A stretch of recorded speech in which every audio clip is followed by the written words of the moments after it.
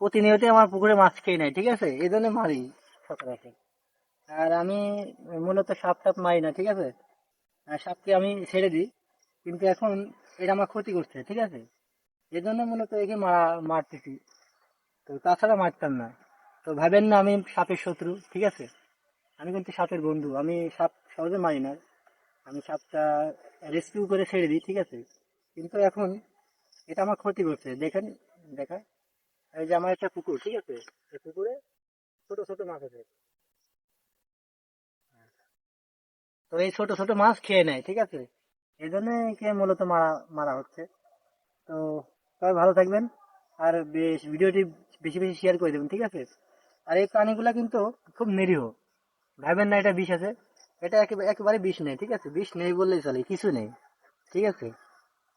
তো ভাবেন না এটা আবার বিষ আছে। এ শুধু দাঁত, শুধু, ঠিক আছে, এর কোনো বিষ দাঁত নেই, শুধু দাঁত। মাছকে ধরার জন্য, মাছকে ধরার জন্য শুধু দাঁত আছে। এই চার, এই দেখুন, চার পাটি দাঁত। এই যে এক পাটি, দু পাটি, তিন পাটি, চার পাটি, ঠিক আছে, শুধু মাছকে আটকানোর জন্য, তাছাড়া অন্য কিছু না। এর কোনো বিষ নেই। তো এটা দেখে কেউ ভয় পাবেন না। আর এই সাপ ধরি বিদায় আর অন্য কোনো সাপ, বিষাক্ত সাপ ধরবো, এটাও কিন্তু না, ঠিক আছে। তো এটাতে নিরীহ, আর আজকে এটাকে মারবো, ঠিক আছে।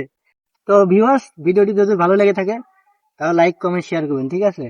আর আমি এই সাপটা মারছি বলে যে আমি একটা নিষ্ঠুর, তা না কিন্তু।